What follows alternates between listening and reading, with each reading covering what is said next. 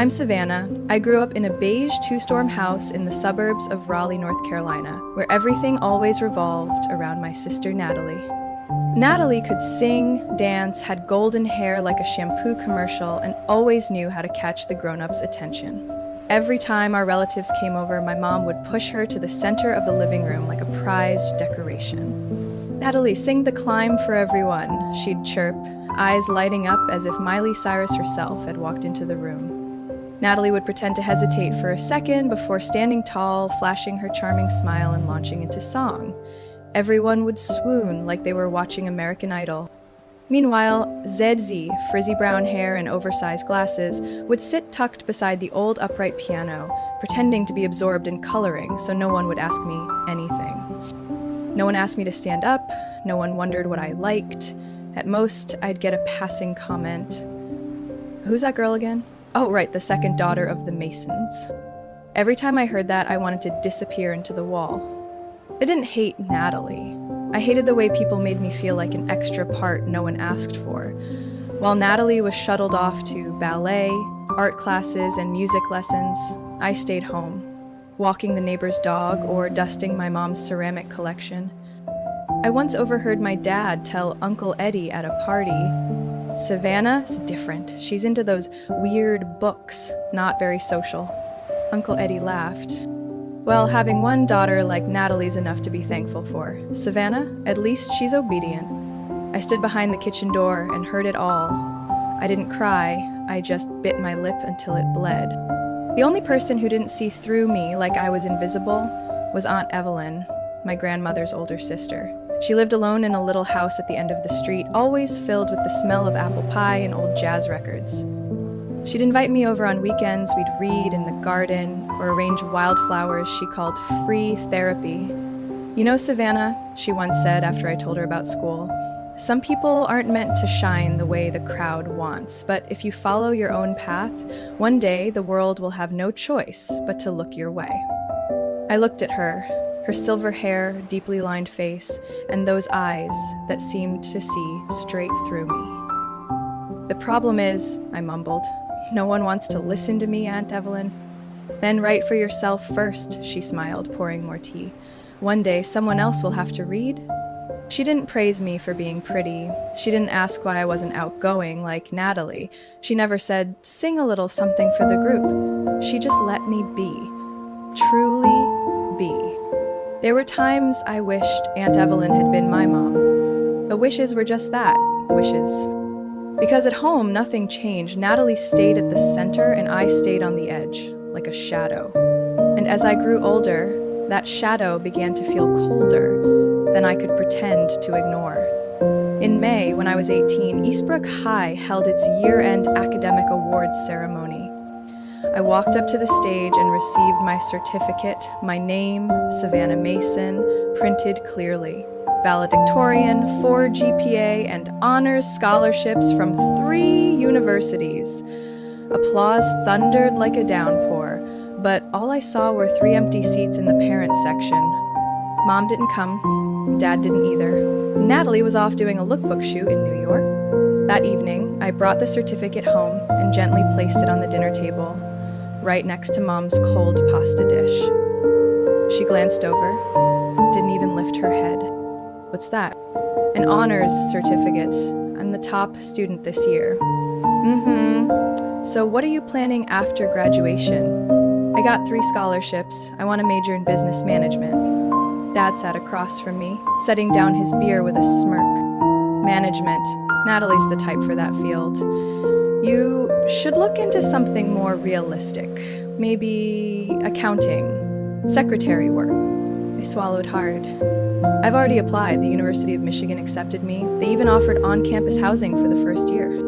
"Who's paying for transportation?" Mom cut in, eyes still on her phone. "Just so you know, there's no more college fund. We've already spent over $60,000 on Natalie. She needs a new car for her internship, too."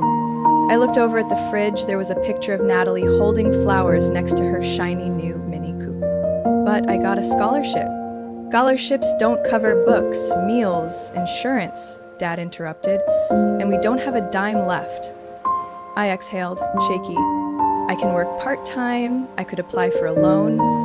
You think we'll let you rack up student debt just to drop out halfway? Mom laughed without a hint of kindness.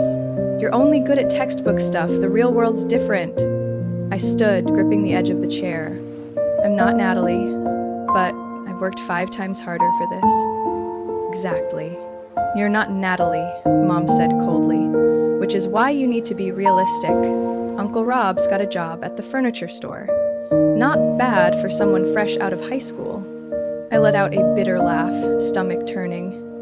Lifting couches, right? Watch your mouth, Dad snapped. I didn't argue. I just turned, went upstairs, and locked my door.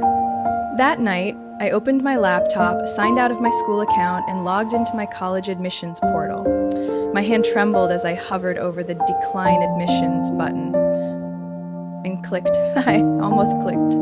But then a message popped up in the corner of my screen. My dear girl, it's Aunt Evelyn. Come visit this weekend, I have a surprise waiting. I broke down. A few days later, I rode my bike to Aunt Evelyn's red brick house, a charming ivy-covered home nestled between rows of tall lavender and crepe myrtle trees.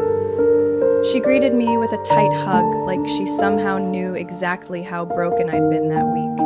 We sat on her porch, she poured peach tea, and I stayed quiet. Savannah, she began, I know you'd never ask, so I'll say it first. They don't deserve you. I didn't answer. But I have something for you. She pulled out a cream-colored envelope and placed it on my lap. I opened it. Inside was a check, $25,000. I stammered, Auntie, this. I saved this from my teaching days. It's not much, but enough to give you a start. I burst into tears. I can't take this. You have to, she said, gripping my hand, because I've seen the fire in you since you were 10 years old, and no one gets to extinguish that. That night, I didn't go home. I sat on her porch well past midnight, listening to the crickets, and for the first time in weeks, I felt peace settle over me. 1 week later, I moved in with Aunt Evelyn. No one from home tried to stop me. No one even said goodbye. Mom just tossed out one last line as I loaded my suitcase into the car. Go, but don't come crawling back. I didn't answer.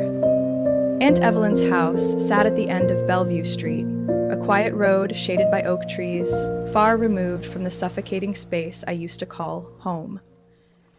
Here, every morning felt like a new beginning. The smell of coffee wafting from her vintage kitchen, soft jazz humming from the record player, and sunlight painting everything through the old window panes like a living canvas. Aunt Evelyn never pried, never forced me to talk about what had happened. Instead, she began each day with one simple question. What do you want to do today for your future? I started resubmitting my college applications, this time with a personal hardship statement. On her advice. Aunt Evelyn wasn't just family. She had once been a professor of public administration at a community college. Helping me wasn't just a favor. It was a calling. 3 weeks later, I received an email from the Central Carolina University School of Business. They accepted me into their business management program along with additional financial support due to my circumstances. I didn't say a word. I just handed my phone to Aunt Evelyn. She gave my shoulder a gentle squeeze. Well then, it begins, Savannah. From now on, you're the one steering this life. I cried, not because I was emotional, but because, for the first time in my life, someone truly believed I could succeed.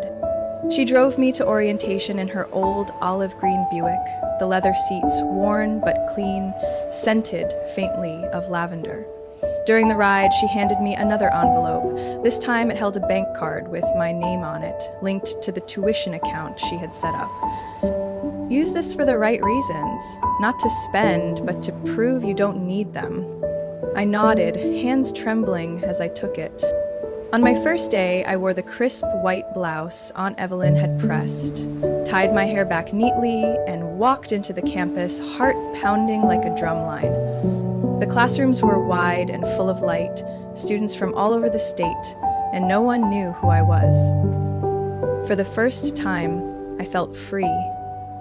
Free to start without being Natalie's little sister. I wasn't outgoing right away, but I listened intently, took detailed notes, and always turned in my work on time. By the third session, Professor Monroe, who taught strategic management, called me up after class. "Where are you from, Savannah?" "I used to attend Eastbrook High. I just moved from the west side of Raleigh. I can tell you see things differently. That's rare. Don't lose it." His words planted a seed in me, and it began to grow. Soon after, I signed up as a student assistant in the campus support office. 3 times a week, I sat at the information desk, helping students fill out scholarship forms, navigate buildings, or find the library. The pay wasn't much, but it helped cover food and used books. I studied late, read ahead on weekends, and every night I called Aunt Evelyn to tell her what I'd learned. She always asked the same thing: "What's one thing you're proud of today?" I'd answer with little things: solving a tough problem, talking to a classmate, or just not shaking during a presentation. She'd nod each time, as if every small win was living proof of what she'd believed from the beginning, that I mattered. One October afternoon, while scrubbing the dorm bathrooms during a custodial shift, I got the email. I'd been chosen for the Student Leadership Fellowship, one of only 10 freshmen in the entire school.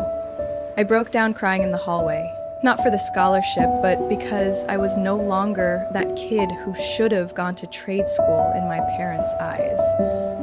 That night, I printed the email, slid it into a portfolio binder, and placed it on Aunt Evelyn's bookshelf, right between the 7 Habits of Highly Effective People and Lean In. She said nothing, just pulled me into a hug and whispered, "You're on your way now, Savannah, and you've never made me anything but proud." I gripped her hand tightly. I graduated from Central Carolina University at the age of 22, with highest honors, a spotless transcript, and a thesis that was named Best in Class by the faculty board. The ceremony was held in a grand oak-paneled auditorium where applause echoed nonstop. I wore a deep navy gown gripping the diploma with my name on it. In the 4th row, Aunt Evelyn sat upright, eyes shimmering. She was the only one I invited. No mom, no dad. Natalie was probably flying to Miami or busy with a photo shoot. But I didn't feel empty. I felt whole. 1 week later, I was hired as an assistant manager at Veridian, a high-end restaurant chain expanding throughout the Charlotte area. Each location ranked among the top on the local Michelin watch list. Elegant without being showy, refined but still warm. I started with the basics: scheduling shifts, managing inventory, resolving customer complaints. I learned how to lead a team of nearly 30 without making anyone feel commanded. The skills I had once scribbled furiously in class became instinct: crisis, analyze, respond, adjust. Within 12 months, I was promoted to manager of Veridian's 5th branch, right in the heart of uptown Charlotte. I had just turned 23. That was also the first time Mom called me in 3 years. "Davienne, we heard you're a manager now at some famous restaurant?" I held the phone with one hand while signing off inventory with the other. "Veridian. I run the main location." "Ooh, that's impressive. Your dad and we're happy for you." I said nothing. Something inside me had long since hardened, like fresh skin that had learned not to tear again. A few weeks later, Natalie unexpectedly texted. She sent a photo of her baby girl, Ruby, 3 months old, along with a single line: "I need to talk. Can I call you?" I don't know what made me agree, but that evening I picked up. What came out was a flood. Natalie had dropped out in her final year at Parsons after getting pregnant by a cinematographer more than 10 years her senior. He had promised everything, but when she refused to terminate the pregnancy, he vanished. Our parents offered no support, especially Mom. Mom said I ruined my future, Natalie choked. Now I'm living in Grandma's basement. I stayed quiet. "Savannah, I know I hurt you a lot, but I really want to start over." For the first time, Natalie wasn't arrogant or fake. She was just honest. I didn't say I forgave her. I simply asked, "Do you have a job?" Trying to get one at a cafe nearby, but diapers, doctor bills. I looked around my office, managing schedules for nearly 50 staff. An idea sparked. Veridian needs an administrative assistant. If you can come to Charlotte, I'll talk to senior management. No promises, but I'll try. Natalie was silent for a long moment, Then she broke down, crying. The next week, she showed up at my office, nothing like the Instagram model she used to be. Dark circles, exhausted posture, but honest eyes. After the interview, HR gave a cautious thumbs up. Natalie was hired on a 3-month trial. At first, I stayed guarded, but she was efficient, organized, always on time, no no-shows. Eventually, the team warmed up to her, not for her past, but because of her effort now. One afternoon, I caught sight of her gently rocking Ruby to sleep in the office break room, singing quietly. I stood in the hallway, watching. I didn't know if Natalie had truly changed. When Natalie was officially signed on full-time at Viridian, I thought things would settle, but I underestimated my parents' uncanny ability to sniff out success like bloodhounds. About 2 months later, right after Natalie received a nomination to become regional admin lead, I got a FaceTime call from my mother. I hesitated for over a minute before answering. Her familiar face appeared on screen. Perfectly curled blonde hair, blush a bit heavy, and a smile far too sweet to be real. 7A. I said nothing, waiting to see how long it would take for her to get to the point. Your dad and I have been keeping up with your progress. Heard you're opening a new branch. So exciting. I gave a faint smile. Is that so? Funny, I don't remember anyone cheering when I got a full scholarship. She paused, then forced a chuckle. That's in the past, honey. Everyone makes mistakes. Actually, I called to ask you about something. I crossed my arms. My heart was ice. Let's skip to the point. What do you want? It's your father. His health's been poor lately. He had to leave work, and they cut my hours at the salon. I wasn't surprised. They were both in their mid-50s, never saved a dime, and had lived off Natalie's golden child image for years. When she crashed, they had no cushion, no plan, no backup.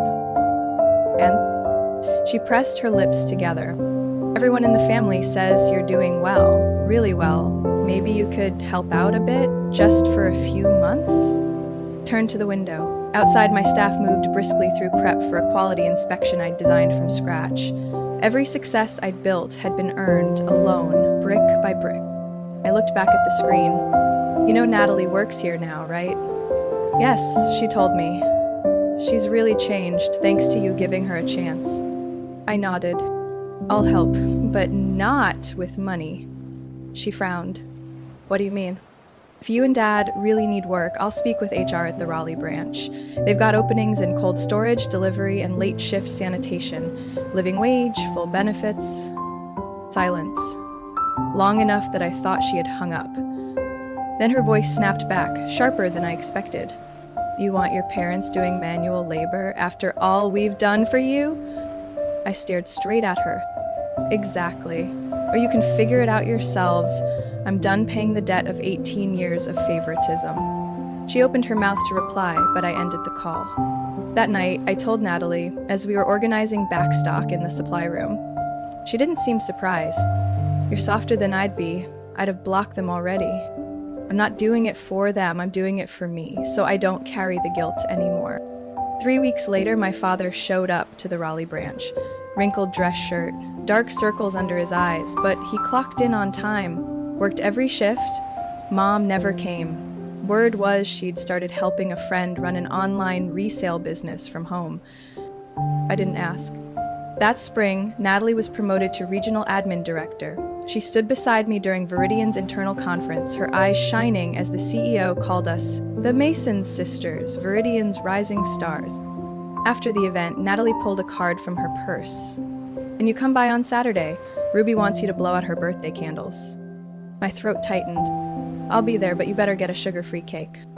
She laughed and pulled me into a hug. I'd never imagined I'd laugh with my sister like that. Or see my father wiping sweat from his forehead in a warehouse uniform and not feel bitterness. But it turns out justice doesn't always arrive like thunder. Sometimes it comes from choosing the right thing over and over until the world has no choice but to change with you. That Sunday afternoon, I was sitting alone in my office, sketching out a new staff training module for our upcoming location, when my phone wouldn't stop vibrating. Notifications poured in. Texts from Natalie, our HR manager, even a few people I hadn't heard from since high school. All of them sent the same Facebook link, posted by an account named Evelyn G. Parker. I frowned. Aunt Evelyn hardly ever used social media. Curious, I tapped the video. The first image that appeared was the familiar kitchen of my parents' house. Pale blue walls, white plaid curtains. Then came my mother's voice, loud and unfiltered even though laughter distorted the audio slightly. That girl, Savannah, she looks successful, sure, but she only got where she is because of other people. She can't do anything on her own. I froze. My father sat across from her, holding a beer, and let out a hearty laugh. People think she's some hotshot manager, but it's all Natalie behind the scenes. She's the real brain. Then a woman off-screen, probably my aunt, chimed in. So, who paid for their fancy new house? My mother shrugged. Mostly from the allowance she sends every month, but we always have to remind her. Always trying to play the part. My chest tightened. I stood up, clutching my phone like it might shatter. Aunt Evelyn, somehow unintentionally, had recorded the entire family gathering from the night before. She probably thought she was capturing a cozy dinner prep scene, but her phone had caught everything they said when they thought no one was listening. I scrolled down to the comments. Somehow it got worse. Natalie Mason, I don't agree with anything said in this video. Evelyn G. Parker, I don't know how to delete it, and I don't plan to. If people can talk like that behind Savannah's back, they should be brave enough to face it in daylight. Natalie texted me immediately afterward. Savannah, are you okay? Have you seen the video? I didn't reply. Instead, I opened my laptop, turned on the webcam, and stared directly into the lens. My eyes were puffy, but my voice came out calm, almost too calm. If anyone's ever asked why I didn't invite my family to graduation, why I don't share my milestones or come home for the holidays, this is why. You can work your whole life to be seen, and when you finally make it, they'll still laugh behind your back, still say you didn't do it on your own. The truth isn't what they say to your face. It's what they're willing to say when they think you're not listening. I ended the video with one sentence. I forgave them once, but this time, I'm just letting go. I didn't post it publicly. I sent it only to Natalie. An hour later, she called. You didn't deserve to hear any of that, and I should have said something. I should have spoken up. I cut in gently. But you didn't. I know, she whispered. And I'm going to make it right. The next day, Natalie organized a small family gathering at our grandmother's house. I didn't go, but I heard what happened. She played the video in front of everyone. Then she stood up, steady and clear, and said, "From now on, anyone who insults Savannah or belittles what she's achieved will no longer be part of my life, or my daughter's." Later that night, she sent me a voice memo of what she had said. I played it at 3 a.m, alone in my apartment. And I cried, not because I was betrayed, but because finally, after all these years, someone in the family had stood up for me, not for favors, not for money, but because it was the right thing to do. And I didn't text Natalie back that night, but inside me, something shifted. A door I thought was permanently shut creaked open, just slightly, just enough for the light to find its way in. That Tuesday morning at 6:45, I cut the cord, officially. The final message I ever sent to my parents contained just one line. I saw the video. From now on, don't call, don't text, don't ask for anything. This relationship is paid in full.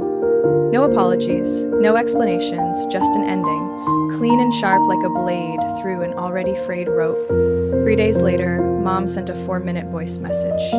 I didn't listen. Dad emailed me with the subject line, "You can't do this to your family." I deleted it unopened. I canceled all monthly transfers, called my lawyer to terminate the informal home renovation loan. Every quiet thing I had done for them, paying off Dad's medical bills, helping Natalie afford extra tutoring years ago, stopped. I wasn't angry. What I felt was something rarer, peace, quiet, liberating peace. 2 weeks later, Mr. Markson, the founder of Viridian, asked to see me at our Atlanta headquarters.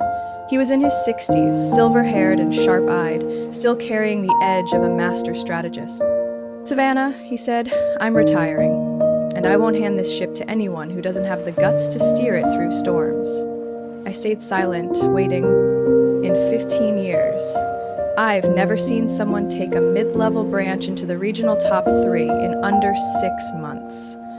And I've never seen someone turn an almost burned-out employee, like Natalie, into a regional manager.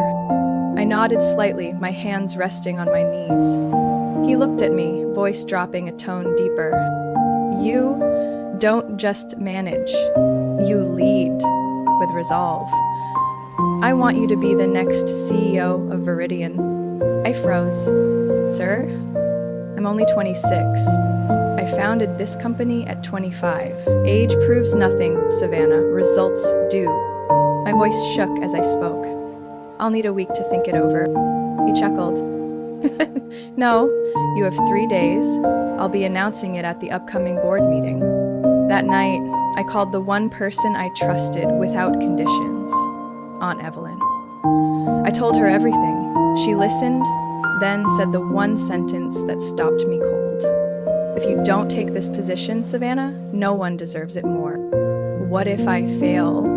Then you'll fail as someone brave enough to step up, not someone who watched opportunity pass by." I was quiet for a long moment. Then I said, "Then I guess I'll step up." 3 days later, in the 18th floor boardroom, Mr. Markson placed a hand on my shoulder and announced to the entire leadership team, "Starting today, the new CEO of Viridian is Savannah Mason." The room erupted in applause. I stood there stunned. I could barely believe the name he'd just said was mine. News of my appointment spread like wildfire through the Viridian branches. The culinary world started buzzing. Magazines called me the youngest executive leader in fine dining across the southeastern United States. Reporters reached out, my LinkedIn blew up, my inbox overflowed with interview requests. And then, one quiet Saturday afternoon, I received a handwritten letter from someone I never expected. "Natalie, you've proven everything, and I'm proud of you, not because you pulled me out of the dark, but because you stood up when no one else did.